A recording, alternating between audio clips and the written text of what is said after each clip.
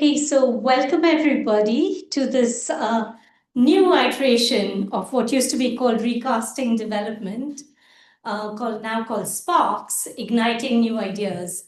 And my name is Anuradha Joshi, Anu Joshi, and I'm the new director of IDS. And it's my pleasure to welcome all of you here in the room as well as our online audience. Thank you for joining us. So, recasting development, which used to be our old title, is now obviously under question because development itself is under question at the moment. And we need to think of new ways of framing these things. So it's a moment of a changing world order, as all of us know. And Carney's speech at Davos really reiterated this. We are not in the same moment as before, and we can't look back to what might be in the future. The future holds different things, perhaps, given that we have strongman politics, we have nationalist interests taking over, the relevance of multilateral institutions is under question. We also have declining support for aid and international development cooperation. There's also a whole new agenda that's coming up very soon, which is the post 2030 agenda conversations, because the time period for the SDGs is coming to a close. What happens next, particularly given that the kind of consensus that these challenges should be collectively addressed that used to be when the SDGs were framed, is no longer the case. So there's a need, I think, at the current moment for fresh ideas, fresh framings, a look towards the future that's not a replication of the past, and new framings that will move us towards a kind of addressing of the global challenges, social, political, environmental, that we all face, that respond to the new geopolitics of the moment that we currently heard. So we have four really exciting presentations, short inputs into what we might be developing in the future. Remember that IDS has always been a place where fresh, new, innovative ideas incubated and then go on to become major global agendas. And there are quite a few examples of this in the past. So this is going to be the place where you heard it first before it becomes a big global agenda. We have four very interesting presentations, four speakers, my colleagues sitting here to the left. First of all, we'll hear from Moinul Zaber, a colleague in the digital cluster, and he'll be talking about AI. What does civil society need to do to make it work for everybody? We also have Anabel Marin, another colleague of mine, who's going to have a very interesting presentation about how can we resist the growing use of critical minerals for defense and what can we do about it? Very topical, given all the interest in what's happening in Greenland and also Venezuela, really relevant at the moment. After that, we're going to have old colleague Jerry Bloom speak on what partnerships are needed to ramp up the development of low-cost antimicrobial drugs. And this is a really important agenda in the health field because, as we know, that some of the old drugs that used to be very effective are no longer getting effective due to the ways in which they've been used. And finally, we have a really interesting new framing from colleague Laila Mehta, who's going to talk about from natural resources to housing and finance, have we become too obsessed with scarcity? And are there other framings that will help us address some of these challenges better? So I'm going to ask each of these speakers to speak for 8 minutes. We will have then a prolonged period of Q&A. Before we hear from our speakers, let me just give a few housekeeping notes as well. So first of all, there's no fire drill planned. So if the fire alarm does go off, there is a fire. So please move towards the exits. They're marked over here and over here as well. We do have a hearing loop available in this room. So if you need to use that, please select setting T. And finally, for those watching online, the closed captions is available on Zoom. So if you're watching online, you can use closed captions. So with those housekeeping notes out of the way, let me hand over to our first speaker, Moinul. Over to you. You want to come here?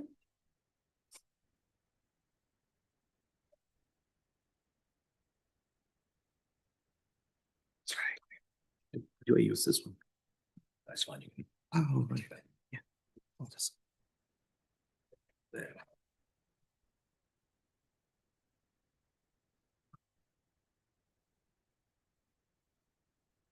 Right. Hi, my name is Moinul Zaber. Today I want to talk about AI and want to tell you that AI is not just a technical thing. It's not a technical issue. It is something that the civil society has to actually work on and make it and think about it as a socio-political issue, and so that we can actually shape it for good. Before we start this whole conversation, I want to take you back to this story, the old story of this part of the world, the Luddites, where we all probably heard of them in history. We know them as those. Some folks actually say that they went there to actually destroy the machines in the 18th century, 19th century, sorry, 1812 and 1816, when they were doing this. And they were blamed for that they say that, okay, these people who had their own handlooms, they went there to actually destroy these things because they didn't want the progress to happen. Well, to be honest, that wasn't the real case. They were not opposing technological change or progress. What they wanted to actually do is they wanted to actually, they wanted to make sure that they were not left without protection, without voice, and it was all about their livelihood. Now, think about it. Now, like in 2026. I guess the same kind of questions are coming up with this, huge new technology, coming up in our lives. Artificial intelligence, as we know it, is an algorithmic process. It's an algorithmic process that actually tells you to do things from the data that it actually can get. It has no clear structure.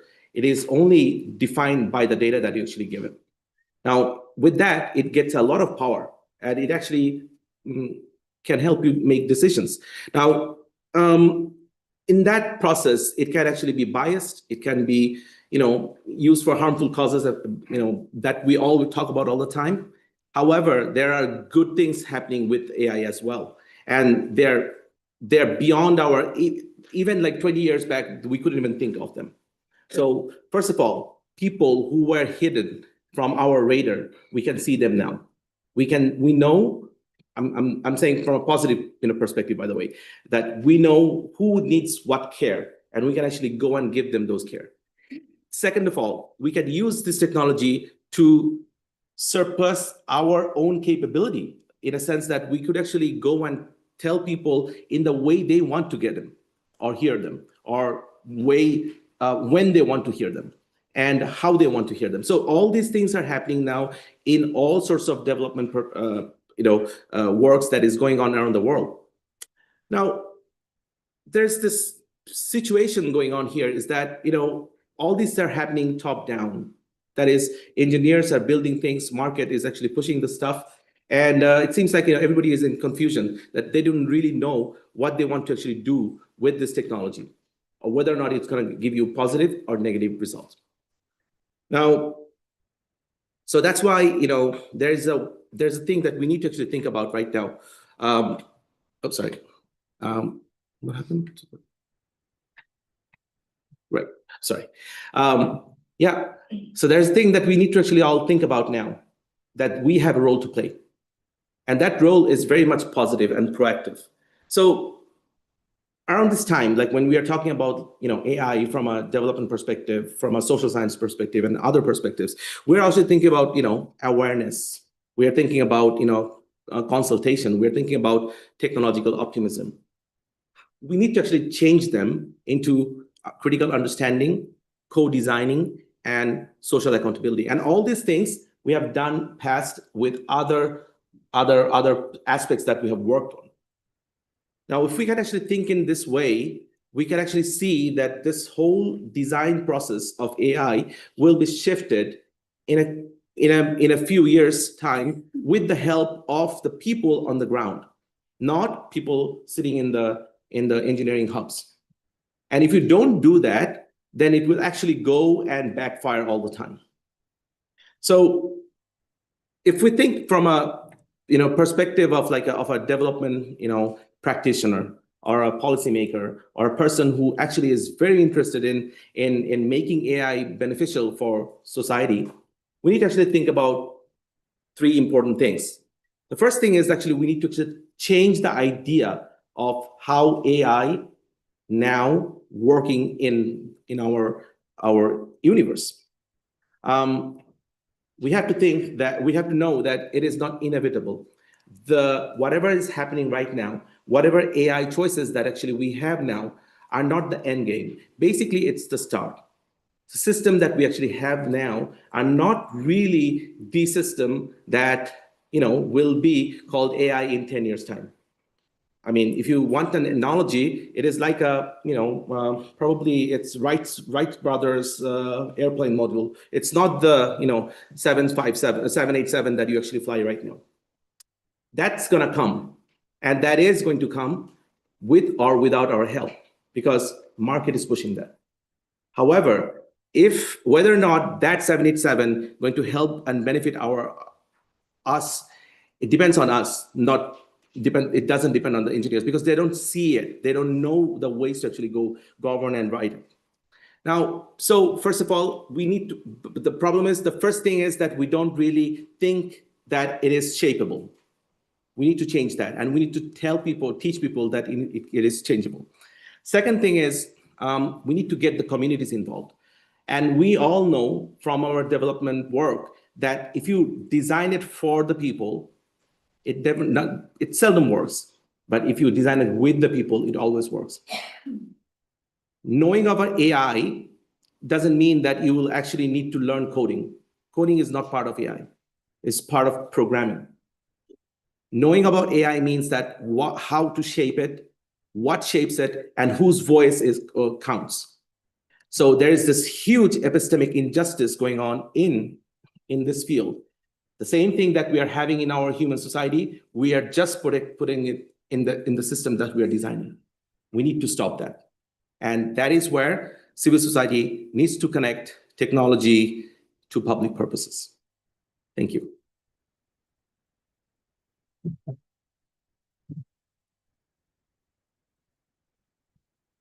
Thank you, Moinul. Some really hard-hitting questions, and also a reassurance that AI is not all about coding, so all of us can get involved in shaping AI. I now ask Anabel to come and give her presentation. Good. Okay, thank you. Thank you very much for the invitation and for organizing this brilliant event. We really need new ideas in this moment. So as you know, I'm going to talk about minerals. This is something that we have been thinking, this is an area that we have been thinking and discussing for quite a while now, here in IDS and elsewhere. But this is the moment where I think we need to go beyond discussing and start acting differently. And why? Why this is urgent? Well, first, critical minerals are used in many key systems now of our societies and economy. Digital is one, but crucially also clean energy technologies. Clean energy technologies are very intensive in the use of minerals.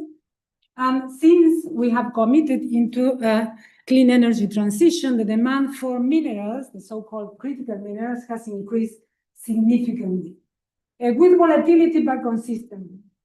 And so there has been a lot of anxiety about the impacts of this growing demand and supply of minerals. And so we have been discussing issues of impacts on economic development, justice, social issues, and most recently, more and more anxiety on issues of access and issues of sufficiency. Are they enough? Who's going to access? How? So these are the kind of things that we have been discussing recently in relation to critical minerals. But what I want to tell you now here is that we have a much bigger problem. that what is here captured by these discussions. And this is because alongside this increase in the demand for clean energy and digitalization and other uses, what we have seen recently is an increase in demand from military. The military use of critical minerals have become more prominent, and we have seen already, like you mentioned, expenditures in development and green technologies and many other kinds of expenditures are actually now being redirected to defense. And on the mineral area, what we need is that new kind of contracts, trade agreements, the definition of criticality, what is critical has been shaped by military uses. So basically, this is what is happening recently, and this has enormous implications in competition for resources, for these minerals, but also on development tensions. It's creating new kinds of development tensions. We discussed this in a recent paper, but what I want to discuss here is governance. So, because basically the existing frameworks have been basically focusing very much on in align with the current concerns, very much on trying to trace and evaluate issues of extraction, issues of impact on the critical, but very little about how minerals are used. So we don't have anything available that allow us to kind of follow the path of minerals. And so this is very problematic, but we have a proposal here to discuss with you. And so basically, what we have been discussing recently in this area of minerals are issues of accountability, issues of transparency and traceability systems. But as I said, these have been very much focused on identifying problems on the sites of extraction, because this is where the problems are, the poor countries where extraction happens. However, what we are proposing and what we like to see is to reverse this idea of traceability. So rather than looking at just problems in the sites of extraction, to follow the path of the minerals, how minerals are used, who use these minerals. And so we're using this idea of, for example, a mineral digital passport that could be a traceable identity that follows the minerals through the system. And so this is very interesting in my view because it combines two advantages. On the one hand, it's useful because in this area in which now the competitions for minerals is increasing, and there will be difficult decisions about allocation, to have more information about how minerals are used is simply very useful because it makes it visible for policymakers, investors, companies, civil society, and so on. But at the same time, I think it's also very revolutionary in the context of the use of existing systems of traceability that are very much so as systems that are for consuming reassurance in the rich countries or regulators in the rich and the user countries in these cases. Now, this idea of traceability, what is proposing is to really create information that is useful for all the actors through the value chain, and particularly the countries that are supplying these minerals, that are the ones that are suffering the consequences of mineral extraction. And so with more information, they can have better conditions of negotiation, and obviously the situation changed in terms of how we think these traceability systems from compliance in the north to negotiation across the value chain. And it's doable because it doesn't need any revolutionary technologies. Actually, it can use digital technology that are existing, and it doesn't need big changes in regulation because it can be annexed to existing contracts that are the ones used for the transactions of minerals. So the next question is, and the final, is so who's going to support that? And so first is something that is beneficial for resource-rich countries, of course, because it's more information, more possibilities of improving negotiation. But these countries, in many cases, are very interested in attracting investment. So it's not so easy for them if they have to act individually. So here, the hope in Let Me Dream is that they act collectively.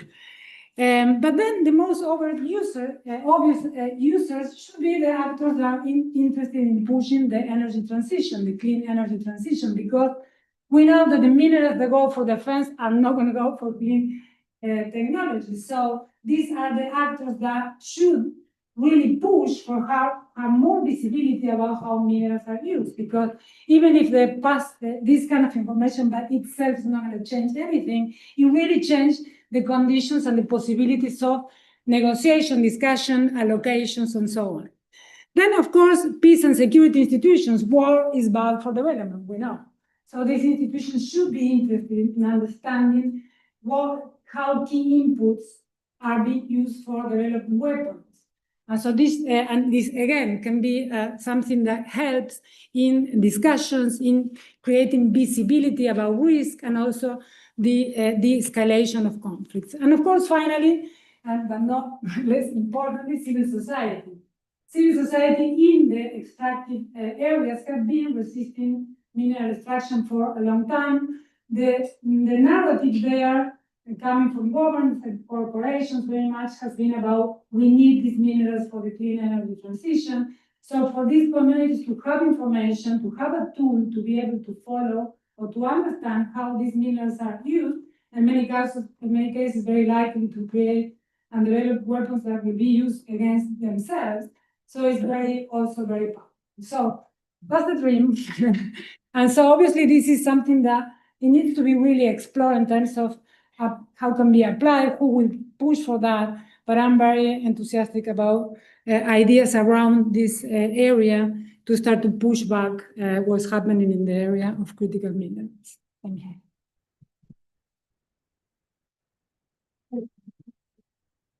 Hello.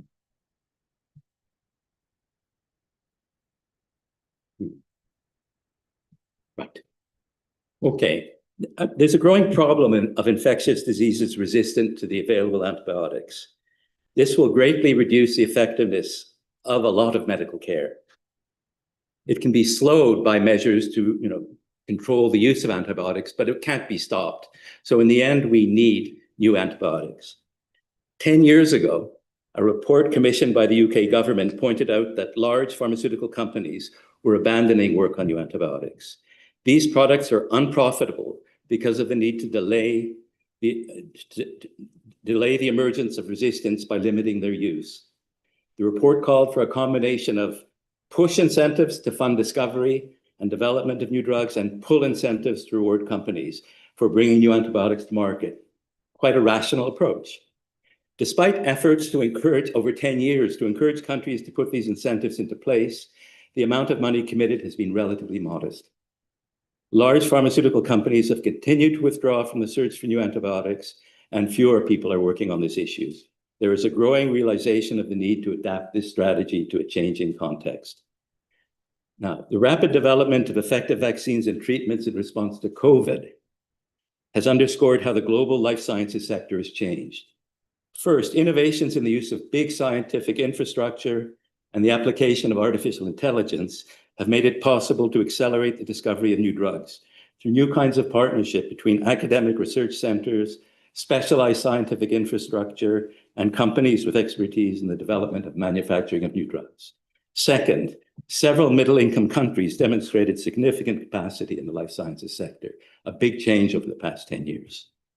These countries are experiencing higher levels of resistance to antibiotics and have a much greater need for new and effective products. Finally, and third, many countries experience problems with access to vaccines, leading to pressure for more inclusive approaches to drug discovery. These developments are creating big opportunities for accelerating the discovery and production of new antibiotics. But this will require a shift from reliance almost exclusively on governments, scientific institutions, and companies based in the global north to a more inclusive strategy.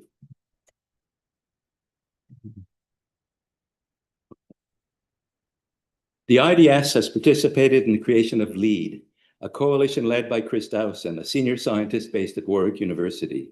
The partners include leaders in science, public health, and policy engagement.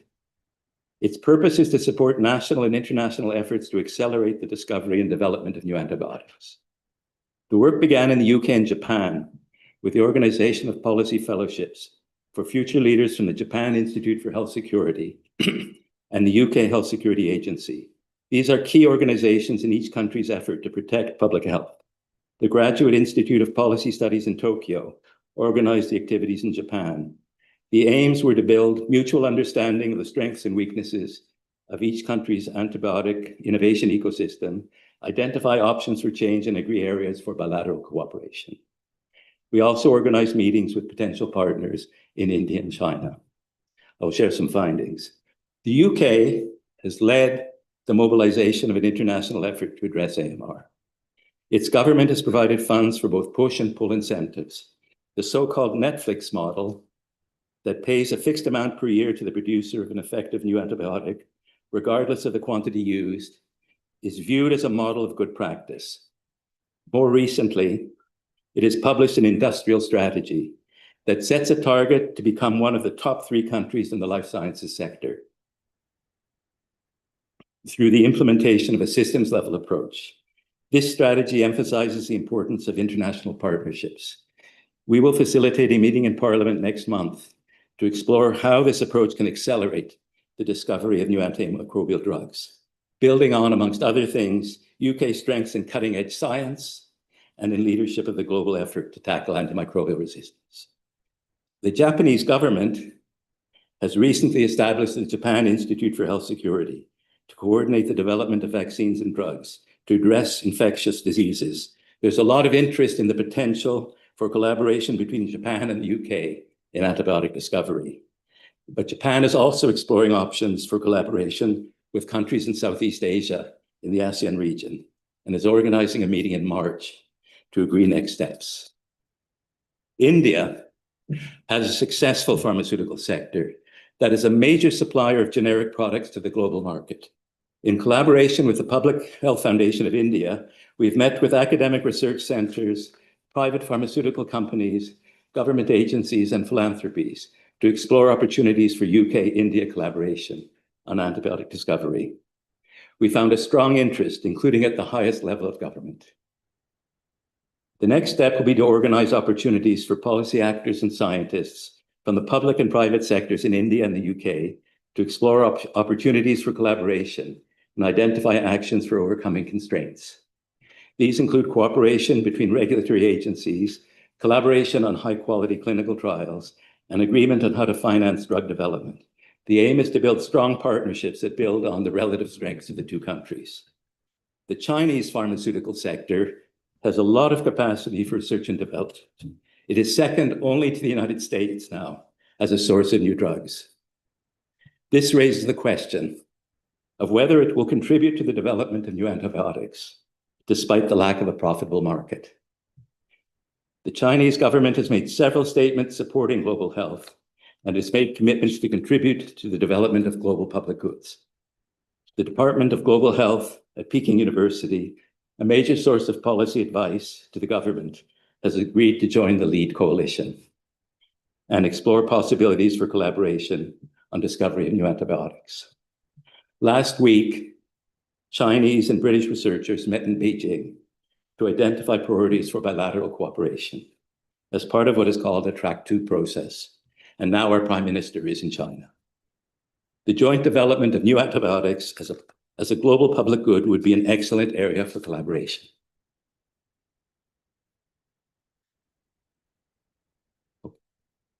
We are fast approaching 2030, as Anu pointed out, the target date for the Sustainable Development Goals. There are grounds for concern about whether it will be possible to reach agreement on new and implementable global development priorities in the current context of intense economic competition and geopolitical contestation. However, there's a broad consensus on the need for collaboration on health issues, and this may be an area on which agreement will be possible. I will draw on 2 ideas that Mark Carney, the Prime Minister of Canada, presented in his speech at Davos to outline a way forward. First, we need to name reality. In global health, this means recognizing the need to shift from a segmented view of global health governance, with countries in the global north putting in place many norms and standards to regulate their health sectors, and with so-called global health, mostly concerning countries supported by international aid. Policies that affect the availability, cost, and safety of key inputs to health services are at least as important as those concerning development assistance. We need to move towards more inclusive governance arrangements based on widespread agreement on objectives for global health and in roles and responsibilities of each country. I do not believe that it is realistic to expect global agreement on new governance arrangements for this large and complex sector anytime soon. And that takes us to the second idea. In the meantime, we need to build different coalitions for different issues based on common values and interests. The process we've been following to build collaboration for antibiotic discovery is an example of how this might work.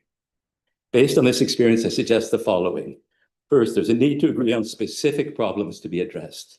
For each problem, it'll be important to identify a coalition of the willing, ideally from both the global north and the global south, and to then build mutual understanding of the current situation and options for addressing the problem, involving technical experts from all relevant countries. This can lead to the formulation and implementation of strategies for addressing the problem, beginning with collaboration between a few partners or the focus in a specific region, but with the potential to extend to a wider group of countries. And finally, it'll be important to ensure learning about what works well and what does not, to contribute to broader discussions of appropriate governance arrangements. We are at a very early stage in the efforts to build more inclusive governance arrangements for a rapidly changing world.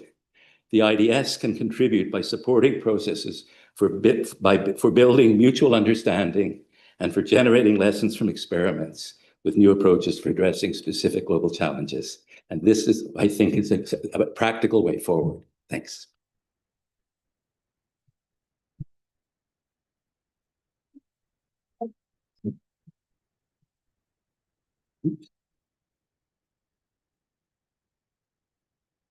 I'll just wait for him. So yours. Right. Great, thank you. Hi, everybody, and I'm really delighted to be here at this Sparks event. These are pretty desperate times, so we really need fresh ideas and fresh thinking. So I'm going to talk about scarcity and beyond scarcity. And we probably know that scarcity is an all-pervasive fact of our life. And it's often used as an explanation for inequality, conflict, resource crunch amidst planetary crisis. So from natural resources to housing and finance, have we become too obsessed with scarcity? My answer is yes. And in the short time we have, I will take you through a very brief intellectual journey of the term and also explore why we need to look at alternative vocabularies and praxis. So there are many terms out there. For example, there's been quite a lot on enough, debates on sufficiency, etc. But I'm going to focus on abundance today. And the work that I'm presenting, most of it builds on decades of long engagement with empirical work on natural resource scarcity, in particular water scarcity, but also intellectual debates around scarcity. So what's my argument? My argument is, of course, there are physical aspects of scarcity. We can't deny dwindling groundwater resources, ice caps melting, but in a way, mostly scarcity is not universal or natural, and mostly it is socially and politically determined. And there is enough to go around. We are still in a period of abundance in nature in many ways, even though nature is very depleted. So we really need to focus on the politics of access, equity, and social justice, and also rethink the nature of markets, technology, efficiency, and also the logic of Homo economicus. So I want to get to a place where we can flip the logic and obsession of scarcity to begin with abundance. And abundance is defined in the dictionary as a state where there's more than enough for everybody. But first of all, what is scarcity? So as we see this quote from Jean-Paul Sartre, it sums up nicely what's taken to be a given in dominant academic and policy thinking. Scarcity is an all-pervasive fact of our lives. It has a very long history. The ancient Greeks spoke about scarcity more in terms of basic necessities, but also the questions of value and what it meant for a good life. And for centuries, scarcity referred to a time-bound dearth, a period of contained limitedness. And the old Northern French word escarte meant insufficiency of supply. But with the Industrial Revolution, according to Nicholas Zenas, we came to a period where we had expanding needs, wants, and desires, and the frustration of them. And that's when scarcity became permanent and essentialized. And its simplistic universalization led to the obscuring of many regional ambiguities and variations. Scarcity is one of the key cornerstones of modern economics. Lionel Robbins defines economics as the science that studies human behavior as a relationship between ends and scarce means which have alternative uses. And we often hear about unlimited wants and needs and the fact that the means to realize them are very limited. And so we often need market principles to do that. And this definition legitimizes the use of property rights and also market mechanisms on all goods. So the underlying assumption of the scarcity postulate is this, and this is what prevails. So the idea of homo economicus is universal. But of course, this has been challenged a lot by anthropologists, heterodox economists, political ecologists, and many others. And they've said that this scarcity postulate that's embedded in mainstream analysis is neither universal nor desirable. But scarcity is still blamed for all our woes, from climate disruption and market volatility to lack of money to fund for care. So this idea that there's no money left, or the fact is that we have no money, so we have to do these cuts. And scarcity-driven responses often include marketization, privatization, financialization, austerity, welfare-cutting measures, as well as securitization. So why does it matter? So the work that I've done and many others have done have demonstrated that scarcity measures often end up increasing structural inequalities and vulnerabilities, especially of those of the poor. And they occasionally reproduce scarcity. They also justify situations like this, where you can have scarcity amidst plenty. And so robust critiques from political ecologists, heterodox economists, and others have revealed that scarcity is often manufactured to meet political ends or to create institutional and social means. And the scare of scarcity becomes a political strategy for powerful groups. Also, spreading fear about diminishing resources can serve certain interests and can sort of enrich those already wealthy. We're at a time when we've never had so many billionaires in the world, but yet so much scarcity. And it can also allocate means to other ends. So we already heard from Anabel about defense, budgets, etc. So I think, most big UN reports would contend there's enough food and water to go around, but yet the problem of chronic hunger exists. Famine is manufactured too. Look at starvation in Gaza, for example. And using scarcity of resources to say there's no money is also a political strategy. So in other words, it is not a natural condition, but the problem lies in how we see scarcity and the ways in which it is socially generated. So I guess we really need to focus on questions of politics, resource allocation, entitlement, and social justice, even Amartya Sen's work, for example, rather than drawing on universal notions. Now, in modernity, the elusive twin of scarcity is actually abundance. And so there's this belief that vanquishing scarcity will lead to a life of happiness and abundance for all. But abundance can also be very politicized and manufactured. So a lot of research has highlighted how narratives of abundance, empty land can justify colonization, water grabs, settler colonialism, etc. So there are lots of interlinkages between scarcity and abundance, and both are discursive vehicles that can be used to build political consensus. But overall, it's fair to say scarcity has received far more attention in social and political thought, and also in policy debates than issues of abundance. But I think we need to now maybe, instead of focusing on too little, maybe we should focus on too much or excess. So too many billionaires, for example, too much waste, and too much wealth, too much inequality, or even too much rainfall, excess, too much rainfall, heat, etc., in a changing climate. So in a way, we really also need to focus not just on too little, but too much, and the relationships between them. But just merely the focus on too much won't lift us out of scarcity traps, because both are relational and both are interlinked. So there is an emerging abundance agenda, and last year both these books came out. I saw both of them in a bookshop in New York. Guess which one I bought? I don't know if you can guess, but anyway, you probably can. The book Abundance by Ezra Klein and Thompson became a huge New York Times and other bestseller. And it received a lot of attention given its focus on liberalism that reduces scarcity in housing and energy. It very much focused on the US situation and very much was looking at the era of the Democrats, not the Trump era, of course. But it didn't really question scarcity, underlying assumptions of scarcity, and also solutions were around deregulation, innovation, etc. So critics pointed to a lot of gaps in this agenda. One, it was more of the same. It ignored politics, it ignored trade-offs, the 99% inequality as well as environmental impacts. By contrast, work by indigenous scholars and others, such as Kimera, she focuses on the serviceberry, which is a tree that is always giving fruits and really defies this idea of scarcity and the market logic. And this and other work from indigenous, feminist, and degrowth scholars, political ecologists, and heterodox economists provide alternative notions of abundance. And they reject scarcity-driven growth models as a starting point. And instead, the focus is to enable human and non-human flourishing via different means. So one is self-limitation, for example, degrowth and other debates. There can be a whole question about that. I don't want to get into degrowth debates, but there are clearly these issues around limits and self-limitation, questions of reciprocity and gift giving, an inherent recognition of abundance that we have out there in humanity and nature, reclaiming the commons and commoning, and also convivial human practices. So in a way, calls for abundance need to go beyond the legacy of the scarcity postulate and also its consequences. And instead, abundance needs to be conceptualized in ways that seek to enable social and environmental justice, equity, livability, and sustainability. But of course, what this means is always going to be contextual and locally grounded. We can't universalize that either.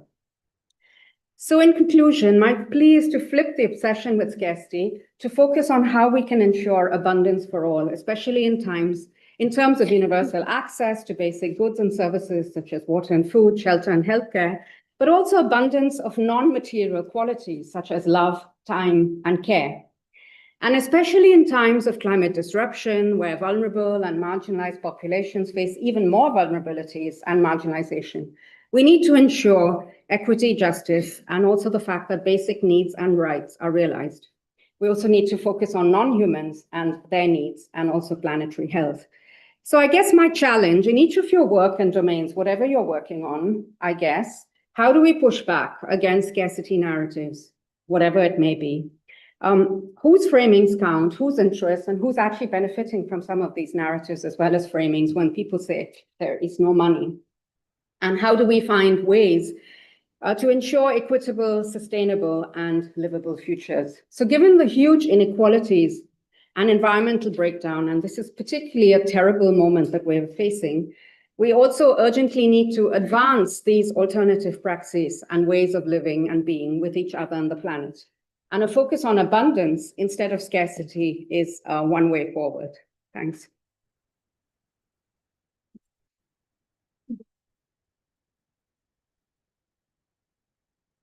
Thanks for very interesting and thought-provoking presentations.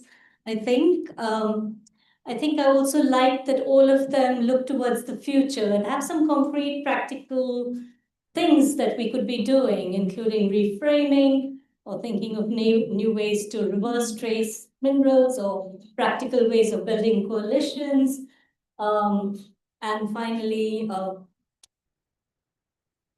where did our fourth speaker go?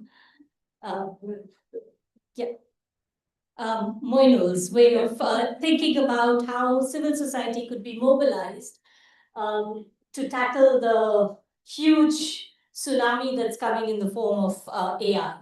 So I think these are all very interesting questions. We welcome questions now from the audience, or comments, if you will. I'd invite all the speakers to come back to the front. Including the online audience, please put in your questions in the chat. And I do have Steve who's monitoring the chat here. We'll take the first round of questions and ask our speakers to respond. Then we'll see where the energy is. Anyone who wants to take Elizabeth? Right. Thank you for Lisbeth Navas-Aleman. I'm an IDS associate and former research fellow here. My question is for Jerry Bloom. I would like you perhaps to explore with us a bit more the coalitions of the willing that you see for the antimicrobial resistance. If you have had any thoughts in that respect. I know it's all quite recent. Thanks. Marin. Marista Jos, research fellow at IDS. This was amazing. Thank you for some really thought-provoking inquiries that you've raised with us. I have a question for each. So from what we know, I had a situation where I won't mention the country, but a country in the global south, a very large scale development NGO that says, is IDS now doing capacity building on how AI can be used in participatory research? Can AI do participatory research? And it's just something I'd love to hear. Where on earth did they get this from as a sort of a linking of the dots, and what are your thoughts on this? Anabel, thank you so much for raising the issue of the link between minerals and weapons. What we do know now is the difficulty in proxy wars is that it's very difficult to trace things when they go to small scale. I mean, we have the example of Yemen, where money goes from the UK to the United Arab Emirates, then goes to various small mercenaries and militias and so forth. How would you propose we deal with that traceability challenge? Jerry, at a time when we are all concerned about the idea of the downfall of UN institutions, does the coalition of the willing mean that it is an alternative to the WHO at a time when the US has withdrawn funding? And what does it mean for the international governance structure? And finally, Laila, you've challenged us all to think about the relevance of what you're saying to each of our individual work. So in the area of heritage, for example, which is everything that we think is worthwhile to pass on to future generations, whether consciously or subconsciously, this is a very important source of non-material conceptions of abundance.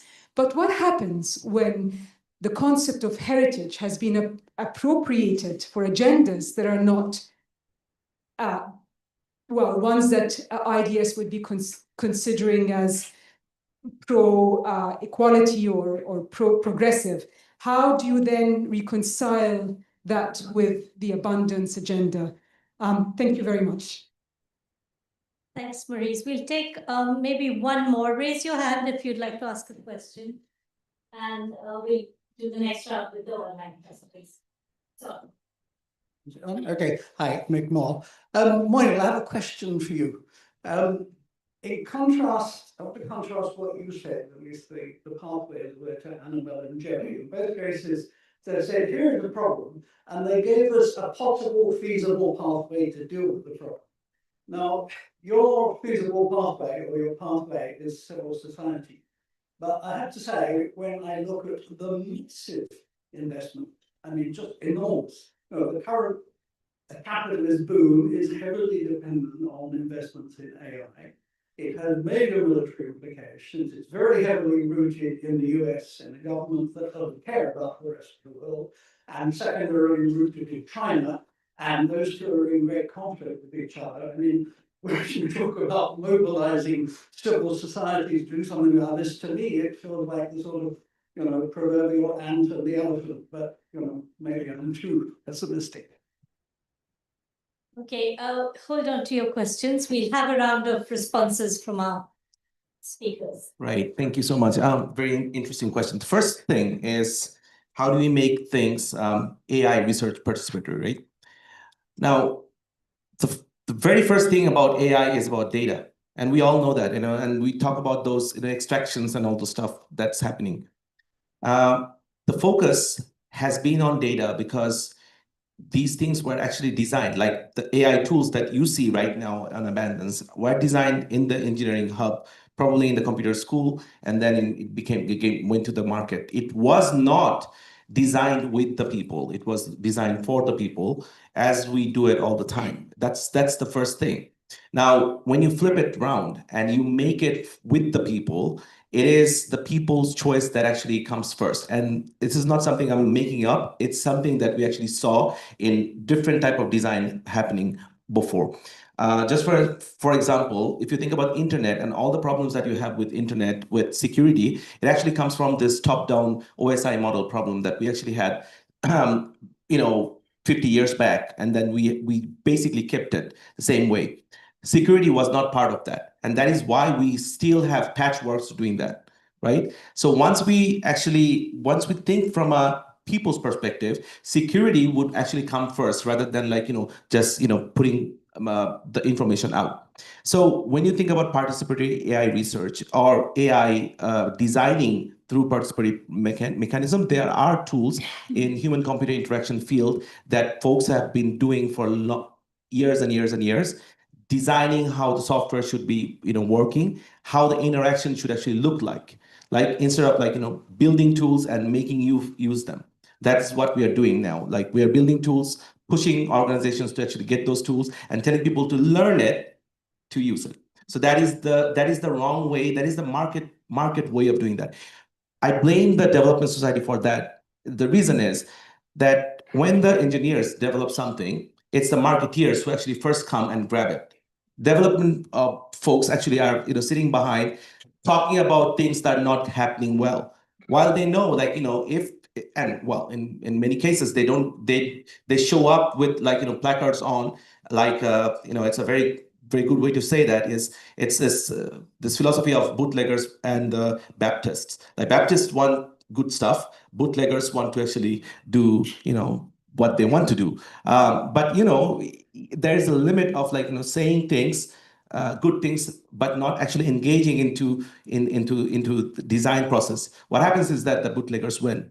So if you are flipping it, and there are mechanisms to do that, to design together, the things actually hold. And the second question, to be honest, when we think about AI doing all sorts of mess, well, I mean, it's a technology. It's the same technology as a knife. Imagine a knife that you have in your kitchen. Now, there is a regulation people are talking about, in many places, that we should get regulations against knives at home.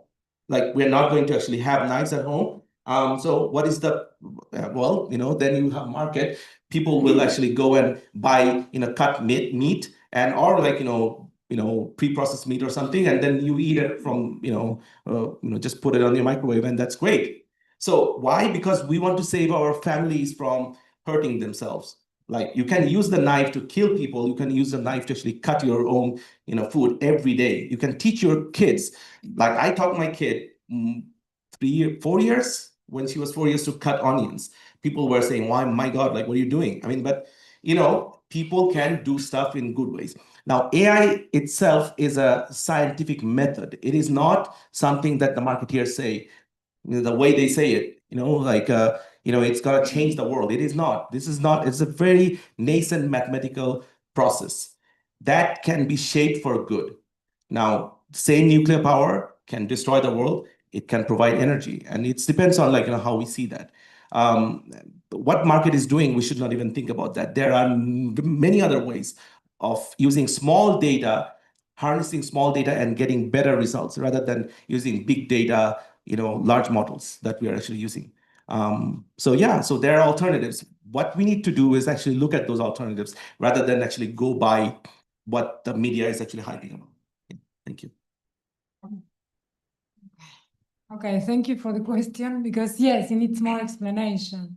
So on the one hand, the general idea is, well, let's reverse the idea of traceability. So rather than just looking at what's happening with the extraction, when we are thinking about minerals, let's find ways in which we trace the path of the minerals. And we know that in each transaction, there is a contract. No, we are talking about here following what companies do. Not necessarily governments, but companies. There are companies that produce weapons. There are companies that produce inputs that are used for both. There is a whole value chain here connecting the minerals to the production of clean energy equipment or weapons, let's say, systems and so on. So if each transaction has a contract, some form of contract, you could have a QR. You cannot use blockchain technology. The technologies are there to tracing. So the question is not so much that. The question is, who is going to enforce that? So that's the big question, and that's what we would like to explore in a project that we are developing now. And at the end, I presented this slide which I think, to begin with, could be the stakeholders. So of course, countries which are the owners of the resources might have the interest to follow the path for many, many reasons. Then the willingness is a different question. And that's why I talk about actors within the clean energy space, investors. There are actors that could be interested in trying to think how you could use these technologies that are available and the legal instruments that are available to just follow the path of the mineral. So it's possible. The question is who will kind of push for something like that. But I think there is enough reasons to really push for a discussion on this area, to begin with at least. Thanks for the questions. I mean, first, the issue of antimicrobial resistance is an issue of sustainability. Especially as we urbanize, more and more people are going to use antibiotics. The bugs are going to develop resistance. We might slow it down, and a lot of the discussion for low-income countries is, oh, you must have good stewardship. But in the end, if we want to have effective antibiotics, we will have to develop new ones. One reason I got interested in this is because this is a sustainability issue where there's really no interest group that's against it. I mean, it's true the big pharmaceutical companies are dropping out, but they don't mind if someone wants to pay for it.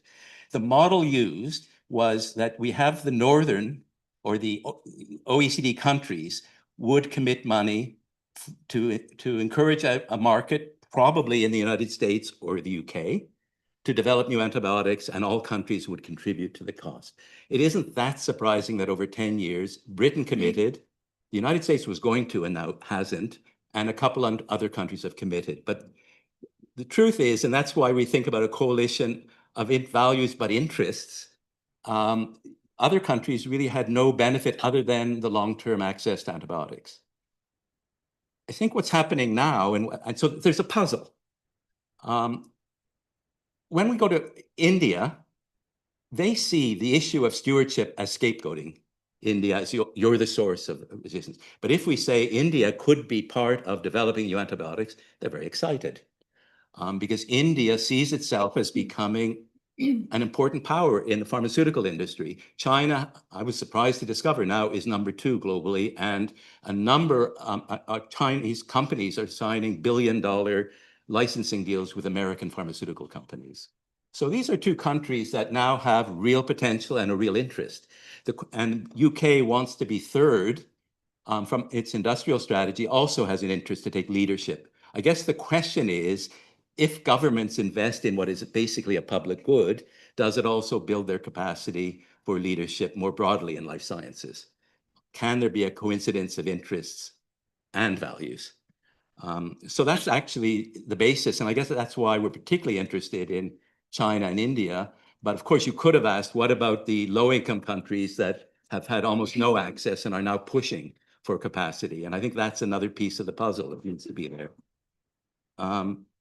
Now, about WHO, there's a lot of language, including in WHO, that there's going to be a big bang redesign of global governance and a new WHO will emerge. Now, the reality is health is about 10% of the global GDP. There are lots of interests. And actually, if you look at what UK is saying, what China is saying, and soon India, drugs, diagnostic devices, and now digital health are all leading edge technologies, and they're important to health. And to be honest, what happens in that area is way more important than development assistance. So the rules of engagement on those technologies will be very important for global health. There are very big issues about competition. So it's very hard to see how negotiation across all these players is going to come up with a new governance structure immediately. So, WHO can try, or the other option is for WHO to be part of what is a series of efforts to tackle problems, to develop strategies, to widen the involvement, and over time, reform global governance. I think there's a very big challenge here. Right now, there's still a lot of people who are involved in the old model, the development assistance model, are looking for ways to preserve it. I guess the point is, and that I think we can see it so clearly on drug development, without China's government and Indian government, it cannot happen.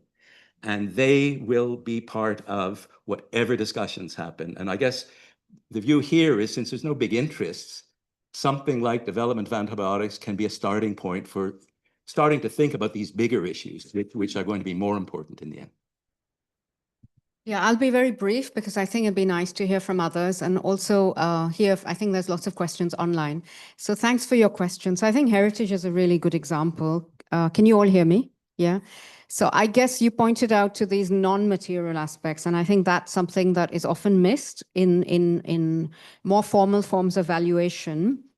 But conversely, I think just because something is considered heritage or is local, I think we also have to be quite critical if it's sort of being used or appropriated to promote gender inequality or colonialism or grabs or whatever, you know. So I think in that sense, we do have to be vigilant.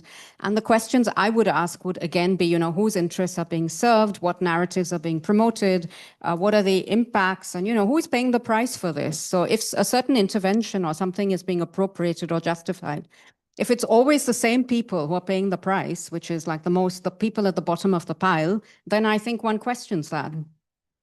And so both of them, abundance and scarcity, in a way can be politicized, and they're both relational. Thank you. We're going to take some questions from our online audience. Steve. Thanks, Anu. I'll pick a few questions from online. So firstly, a question on AI. So with the current ecosystem behind the AI movement, this is from Sumya, with the current ecosystem behind the AI movement, where do you see we as civil society should focus? On governments as they shape AI governance, with enterprises that develop the applications or the deeper ecosystems, or should we also try to develop applications that are people-centered? And then we've got a question on critical minerals from Diana.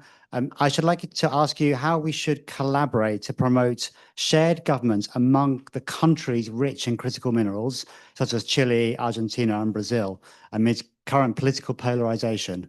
Additionally, how can we navigate the pressure from Western nations seeking material to support their decarbonization agendas, digitalization advances, and security programs through their economic influence and transactional power linked to big mining corporations? And then I have a question on scarcity. So this is from Priyank, who says, some of the Indian traditions like Buddhism and Jainism offer a direction to rethink or reframe regarding what is too much or what is too little. Perhaps synthesizing these ideas, Gandhi said there is enough for everyone's needs, but not for greed. However, for such a deep philosophical and fundamental structural change, what pathways do you imagine? Particularly, what are the pathways to reframe the ideas which already exist traditionally and have legitimacy? And critically, is academia itself ready for such a reimagination? Thank you. Over to all of you. I think you have your mics, right? Use this.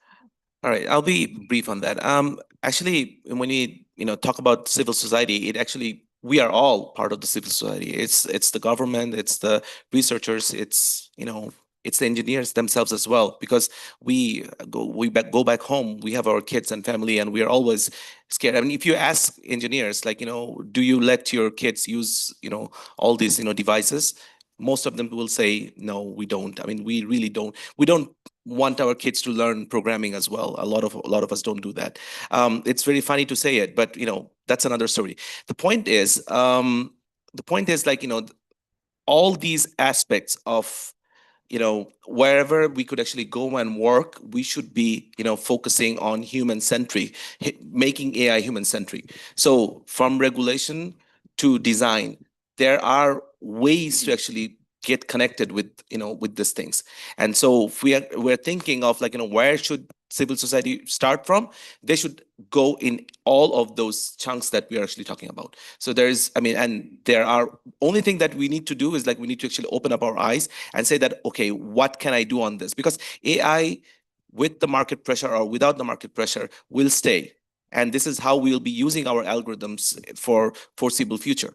And so how do we shape it? Depends on us, actually. And so we can use our roles to do that in that way. Yeah, thank you. Okay. What if I understood well the question? Well, if thinking from the side of the resource-rich countries, of course, we are not, and particularly in the case of South America, we are not in the best situation because it's true that the context is that going to the right wing. So these are not governments that are very interested in putting pressures to corporations. We see what's happening in Argentina. The whole system of investment, what has done is dismantle everything that was already in place. So that is where, if we are expecting from governments in this moment in these countries where they have turned more into the right, is very difficult to think that they might favor anything like that. But still, there are countries that might be interested in this agenda, like Brazil and Mexico, that are actually very actively thinking about these issues. And also there are local governments. And when we think about the other question was about the clients or the users of these minerals and how they are actually the most favorable context will be a collaboration precisely from those that are interested in pushing the agenda of the clean energy transition or the use of minerals for these kind of purposes, and some countries in the south that will be willing to establish some enforcement to this idea of traceability. So there are possibilities of exploring who at this stage might be in the position of trying to push for something like that. And it's not that every country or every possible actor will be, actually, most of the actors won't be interested in make this visible. But our impression is that there should be enough number of people and actors that would push for something like that, and that could be the beginning, of course, of something. Yeah. Yeah, so that was a really interesting, good question. So obviously in many philosophies, you really have this focus on enough for everybody, and that the greed or too much is really often the problem. So how do we use those principles elsewhere? I just have some examples. I mean, there are many experiments around food, water, housing, and even other models that are focusing on a different logic. Now, one could argue that, okay, they can't really be scaled up globally, and certainly they can't. And nobody's saying that they should be, but maybe some principles. So let's give some few examples. You know, in finance, you often have like, these are the fiscal rules and we can't really touch them. But I mean, you know, there are questions. People have done research. Diane Nelson, for example, feminist economists, you know, where do these come from and why can't they really be changed? In water management, there's this whole idea of this command and control principles as opposed to something that is more local embedded, where scarcity is used to justify certain top-down interventions as opposed to others that are probably more appropriate, especially in a changing climate. And like in food, you know, rather than focus on delivery of food from big global corporations, maybe we should focus on quality, on nutrition, on food sovereignty. So there's quite a lot of that happening anyway. And so, you know, to push back against this idea that you can have hunger and obesity, and they're two sides of the same coin, but how can we have different logics? So I guess in every sector, one can spell out these pathways. Of course, it takes time and it takes reimagining. And I think academia is ready for it. There's a lot of academia that has challenged this kind of logic, but often it's a bit marginalized in mainstream discourse. But I think the time has come now to make that more central. Thank you, Laila. We have questions open again to the floor. We have one here. Do put your hands up.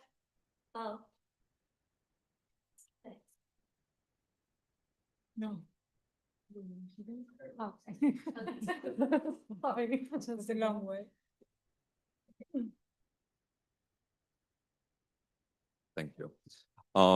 I have a question for the future of AI. When you answered Mick's question, you talked about the civil society role in co-design, but interested in the third point, which is the social accountability. If you look at the AI industry structure now, we find like OpenAI, Meta, and Google, and Microsoft, they have a monopoly on the AI industry in a way, which is a continuation of the monopoly on data.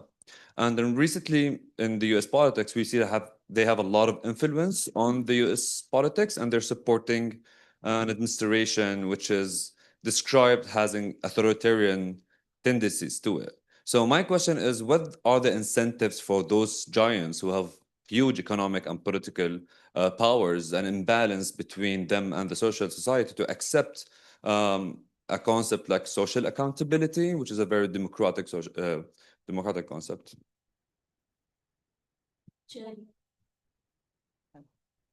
Hi, Jodie Thorpe, Research Fellow here. Thank you very much for the presentations. I really enjoyed all of them, and I took away across them this sense of we need to change the frames, and if we change the frames, we change the problem, and then we can bring together this coalition of the willing around the new problem. So my question, and I'm going to direct it to Jerry because he most explicitly talked about the coalition of the willing, and in your particular version of it, it was around countries, around antimicrobial resistance or around new drug development, and bringing together technical experts from those countries to develop kind of common understanding and a way forward. And I'm wondering, in that version of kind of those technical experts at a global level, how does that connect to national politics and policy? And I also take on board your point that on this issue, maybe it's less political, the interests align. But if this is a model that we might take for other global governance, then thinking about those connections, I think, is quite important. Anyone else online? This one here. Yeah. Thank you. And thanks for a stimulating set of provocations. So I was intrigued by Lila's kind of reversal of the idea of scarcity and looking at abundance, thinking, of course, and touching on the old questions of distribution and the idea that actually you can't increase access without reducing excess, and the need to actually flip it around completely and be even bolder in terms. I worry about abundance as well as a frame, because it's timid and it's positive, and yes, you can sell it, but actually that's not the real problem. Overabundance is a real problem, and excess is a real problem. And concentration, and I'm kind of, there's some resonance also with the minerals and rare minerals and military and so on. We're seeing extractivism, and I think that covers everything from wealth to minerals, to power, to all natural resources. And the problem is a global political problem.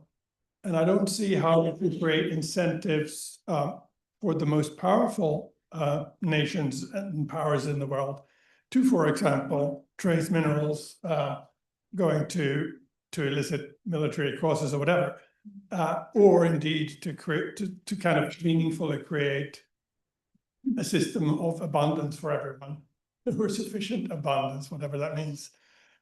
How do we step out of our sectoral and technical silos and look at the big problem? Because those powers who are authoritarian, this was mentioned just now, those are the same powers who are also, tearing down democracy, fueling extractivism, fueling the theft of our personal data through the monopolization online, and so on. This sounds very negative, and I don't want to be negative, because I think the important thing in this is to find new frames and new ways of thinking that allows a different way to go forward. And I think the coalition of the willing and Carney's approach, of course, we need to look at that and who are the emerging powers, and sort of get a big picture historical sense of how the world is changing, because it's still up for grabs, actually. And my deep conviction from working on backlash and gender backlash is that most, if not all, progressive movements have the exact same enemies. Yet we haven't got a way to frame the vision of the future and the way to get there effectively. And I think that's a big job for development. If we can't help in that kind of cause, we're in trouble. Sorry, that's polemic, but. Thank you. Back to our panelists, unless anyone has one more question from the floor. Yeah, over to you. You can make it. I can also speak, yeah. It's for the online. Thank you very much. I'm Daniela, also a student here in IDS. I had a question for you, Moinul, that maybe comes from a place of not understanding the technology very well. But I was wondering, in this new universe and context, how can we as civil society create some resistance and a form of protest in a platform that is designed precisely to concentrate power in the hands of this very few? And if we keep feeding in information in this system that is becoming more powerful through this data accumulation, how does that exactly, where does that leave us? Thank you. Okay, just because you're next to her, you can ask your question. Short distance. Just to add on to that, the question is also for Dr. Moinul Zaber. So when you're talking, yeah, I'm Orchi, I'm a MedDev student. So when you talk about making AI human-centric, I was reading this book by Carolyn Perez on Invisible Woman, and it talks about data biases. So my question was, when we're trying to like make it human-centric, doesn't it also risk like exacerbating the existing biases that exist within human beings and the biases that actually excludes women in a broader scale as well down the long term? Great. Back to our speakers. We'll start in reverse order maybe this time. Laila, could you start? Yeah, so Jirka, thanks. That was really good. And I think you're right to identify that it's actually very depressing and it's pretty shit out there. Sorry, excuse my language. But I guess the authoritarian push also goes hand in hand with consolidating wealth, inequality, power, etc. So those are basically everywhere. We see that everywhere. And I was just reading, there was a quote I read somewhere on social media where they said there was more resistance in the US to a wealth tax than what ICE is doing, in a way. So how do we get to that stage where we can actually say, no, you know, actually a wealth tax is really important for everybody. And luckily there is a growing coalition. There are some millionaires and billionaires that are pushing for that are pushing for a world that is more equal. So I guess one thing is, how do we push back? How do we gain more people to embrace these kind of new realities and push back against this kind of appropriation, extractivism, etc. The other thing is, I guess it's also around scale. So you always have these islands. In certain cities, you have experiments. In certain places, you have experiments where people are really doing things differently. And I guess it also means the media doesn't portray that, but as academics, as students, as analysts, we have to lift those experiments and different ways of doing things everywhere, even in the middle of authoritarian contexts, in the US and India, wherever, you know, you have all this happening. And I think there was also a comment online about gift giving and solidarity. And, you know, when we're talking about the development sector, aid has been very instrumental, but it's also about solidarity. And why do we need that solidarity? Why do we need public goods? We need public goods also because in the end, everybody benefits. There is a public benefit to it. And really pushing that forward is also something that I think we have to work towards. I think take as a starting point, I mean, really, where did the global health governance arrangement come from?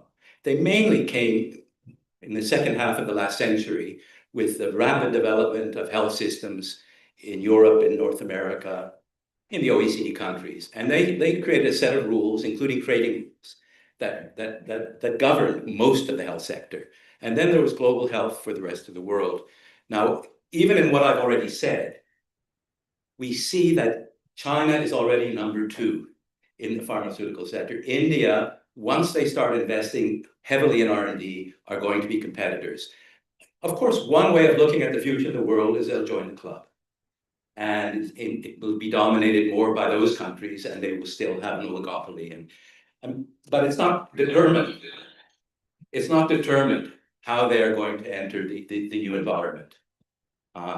So I think that's a key thing to see. And I guess my argument is in health, because it's politically very sensitive, because there's really global pushes for certain kinds of equity, that there will be countervailing forces to China and India just joining the oligopoly.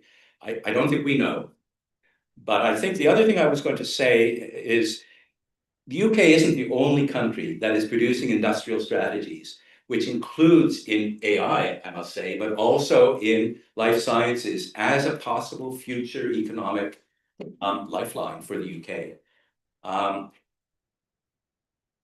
the question is how are people going to develop markets? Is it going to be just production in the UK and then export around the world, or are we going to move towards new kinds of networked value chains?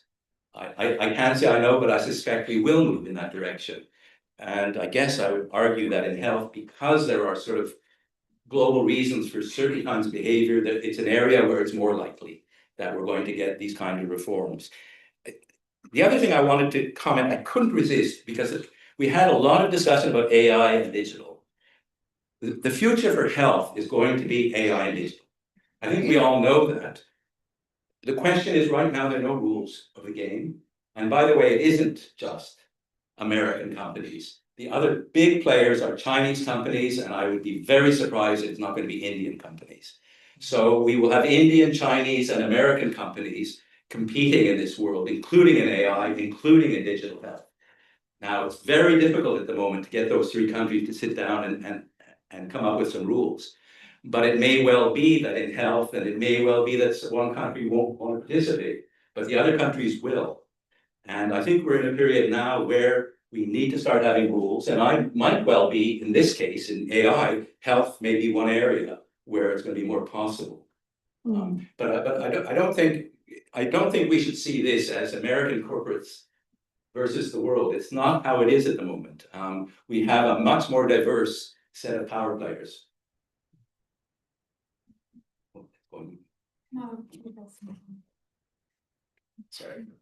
Sorry, I forgot. There's a lot of thank you for the first question was on accountability, right? So the thing is, I'm not talking in favor of the big techs, but I'm just gonna tell you, they will tell you that yes, we are doing it slowly. We are self-regulating. We are trying to, figure out the ways to actually, resolve harms and everything. But if you think about, big techs, you just go back 200 years back when we had those steam engines, and they were definitely not, safe enough. And folks who were actually building them, they didn't care about those things until somebody told them to do that, right? So, and at the very beginning, even when I was talking about this Luddites, there were like laws passed in this country to actually exterminate those people who were actually, trying to figure out the way to save their livelihoods, right? But then those changed as well. So the point is like, you need to hold them accountable. That's the most important thing. How you do it is a mechanism that we need to actually devise. Now, the other problem when we think about this AI conundrum, and this goes to all of your answers as well, I guess, is that, as I said, like AI is a way of using algorithms, a different type of way of algorithm use, right? So we are fixated with this, this simple ChatGPT model that we actually talk about, and we all think about everything around AI is that. Now, that is a very, inferior model of what the abundance of AI is. I mean, to be honest, like, I was just thinking when, Laila was talking about this abundance, we have abundance of AI models. Problem is, we are looking at, a very few models, and we are thinking about that. Why? Because of this age-old principle of scaling, economic scaling. That is what we actually look at. Always thinking about scaling. So when researchers in Stanford started to talk about like, we can now scale AI, when I was studying AI, I had no hope, to be honest, like, there was nobody gonna, give us jobs for that.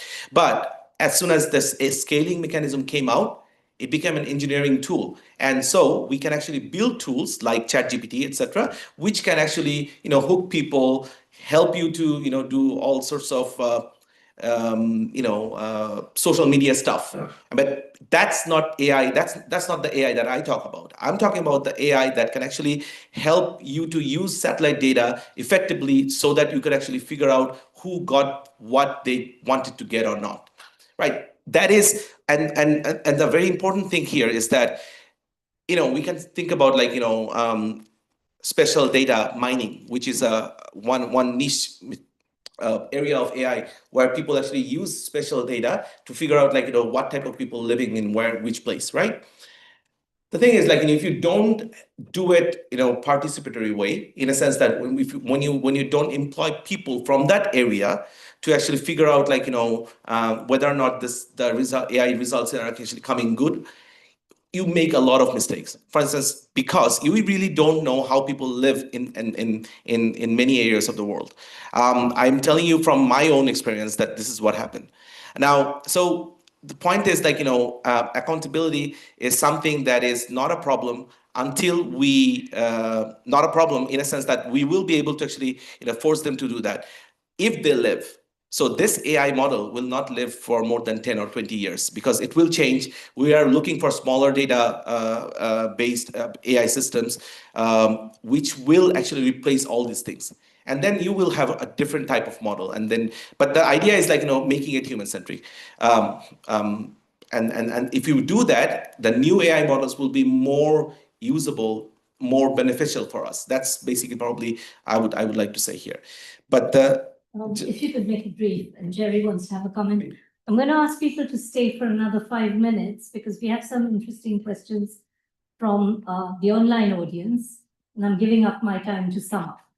Just a little thing about vulnerability. So to be honest, like, when you think about, like, how people are extracting data, there is regulation, like, EU has a regulation that says that, okay, your data, big tech will have to give you back your data, right? But the thing is, like, the worst part of this regulation is, it enables them to actually, give your data, whatever data that you have, for instance, Google data, etc. But if you go back to your data, you will see it's a junkyard of data. You can't use it. So that's where you actually have to have people. People will tell the regulators that this is not the way they should give it to you back. They should give it back in a different way so that it actually becomes usable for the people who are building it. And so once you do that, all the minorities, all the marginalized should be able to raise their voice, I guess. And probably that's the only way to do that, I guess. Yeah. I was going to make a link between these. I mean, right now, compared even to 10 years ago, the capacity for really quite sophisticated science is very diffused around the world. It's hard to go to a city where you don't find techie people doing innovations on all sorts of applications. The other abundance we have now is capacity abundance. And we're thinking in terms of the future is going to be a company in one country dominating AI when we have all sorts of people in all sorts of countries with capacity, and we already have large companies from a number of countries competing.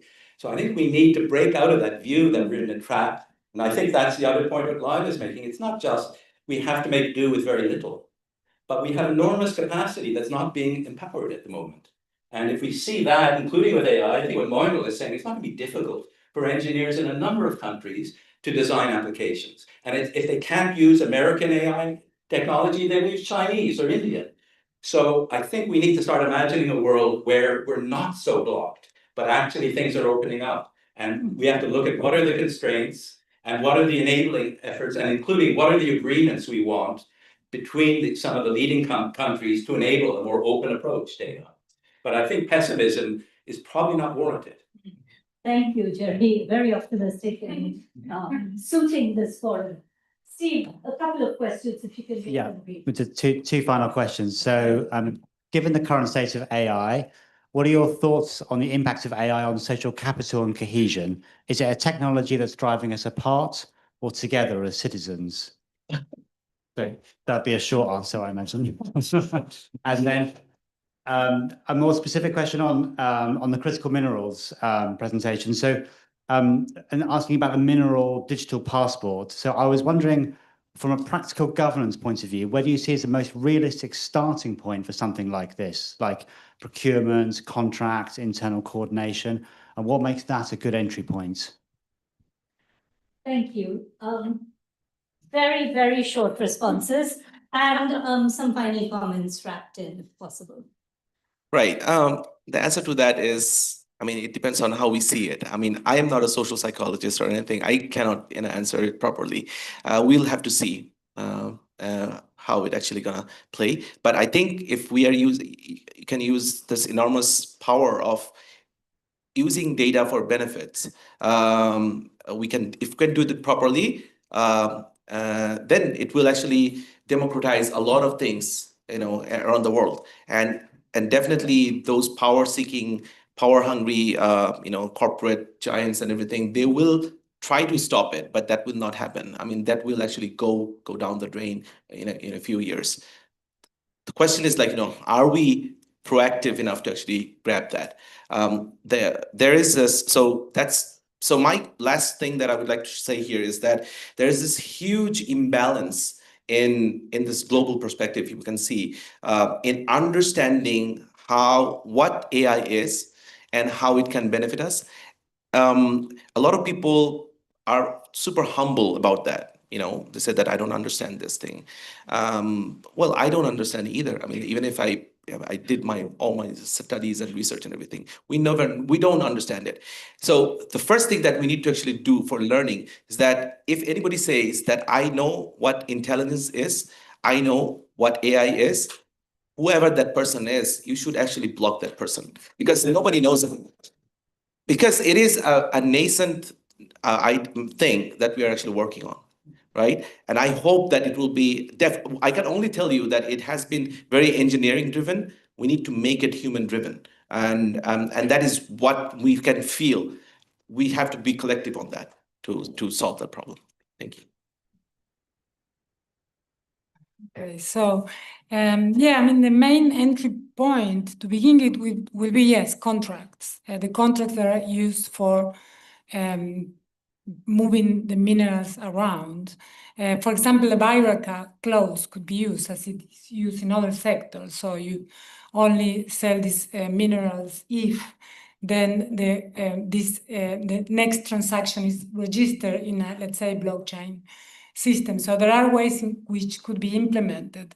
Again, I think this is not the problem. The practicality is easy to see happening. The question is who is going to enforce that. So then, now giving my last and giving the discussion, I think I share the optimism. I share that we shouldn't be focusing on I mean, it's full of horrible, there are reasons to be pessimistic, and we talk about a lot of challenges here.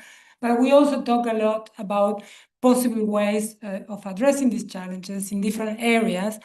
Of course, listening to the discussion all made me think that it's kind of reproducing what is one of the problems we have, that with certain areas which we are more closely affected by, like AI or even health or other, people is much more aware, even though I think the area of AI, there is a problem of asymmetric information. And so that's what is really a barrier for civil society participation compared to other sectors. But still people becomes more aware.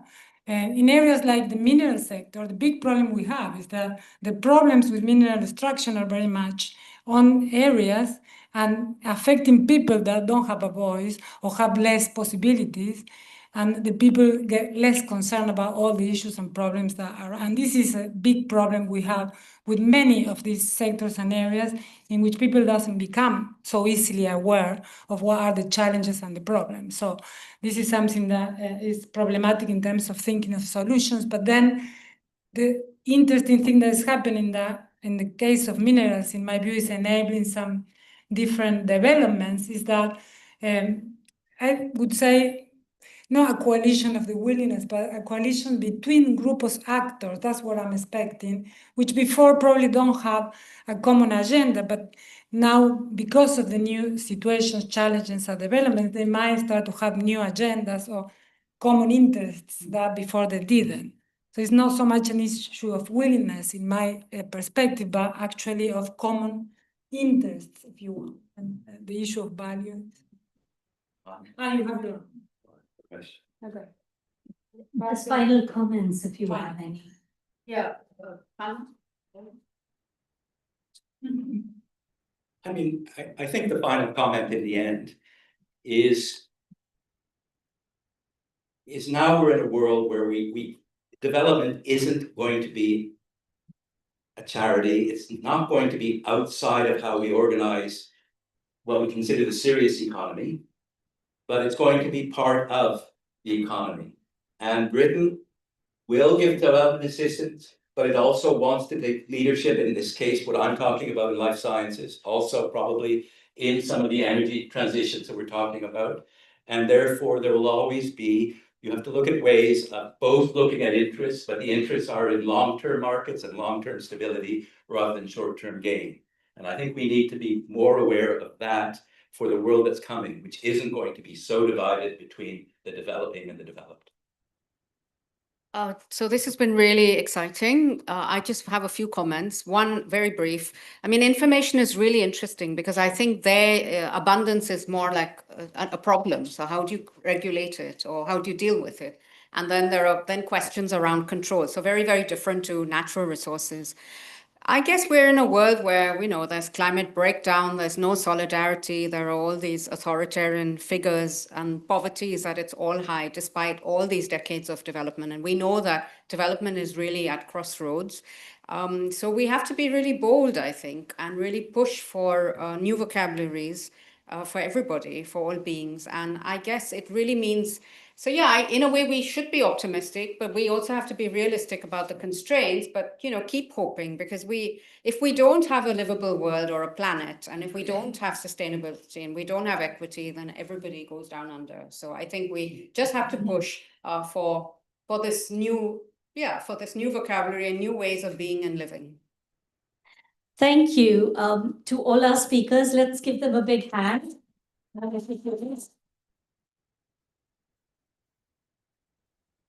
So really taking on some big challenging questions and dealing with the questions that came from the audience also in a very thoughtful and thought-provoking way.